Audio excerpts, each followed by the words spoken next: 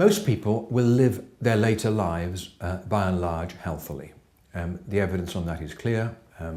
Many will have some sort of disability or niggle or something they have to manage, but older people are quite good at coping with that and managing it.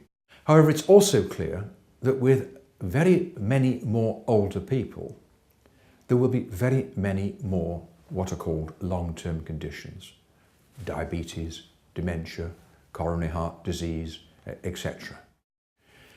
The problem is not just that there will be more of these long-term conditions, but the existing health and social care system, we were told by a very wide range of experts, is bad at managing these. We have a health and social care system fundamentally designed to deal with what are called acute conditions. In other words, you break your leg or you have a heart attack. And it doesn't do a bad job at those. But the health needs of our population in the future are going to be very different.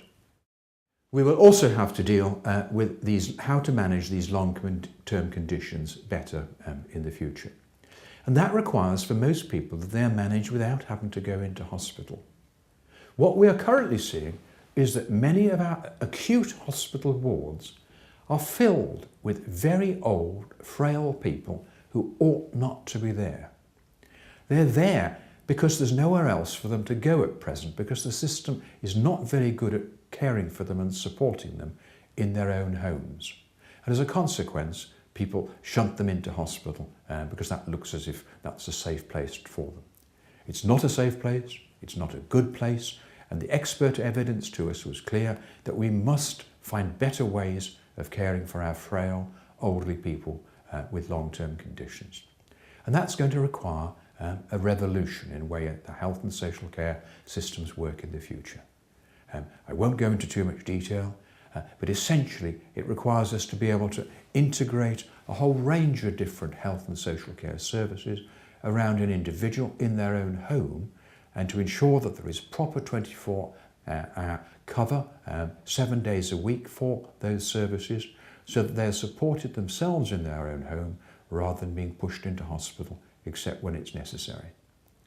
Such a change will also mean that you will have fewer people in hospital, which is not only a bad place for these type of people, but also extremely expensive place for them.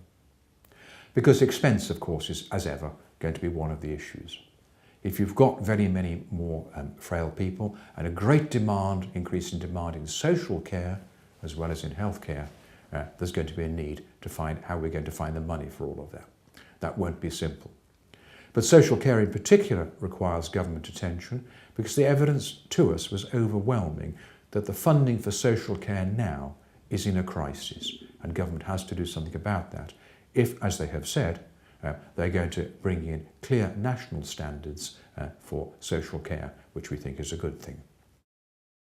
Last, it was clear to us as a committee, and it was very clear from the evidence we received, that government has to say what's its vision, what's its analysis of what this means for our health and social care services. What do they think should be the standards we should expect from our health and social care services to cope for very different health and social care needs than we have experienced in the past? What should older people expect?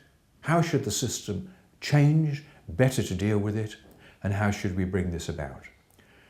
We're not asking government to set out some detailed, centrally managed programme, but government has to set out clearly why the system needs to change, what good looks like, what we should aim for, and call on all people, clinical commissioning groups, the royal colleges, etc., to bring about the radical changes to our health and social care system that we will need very rapidly indeed.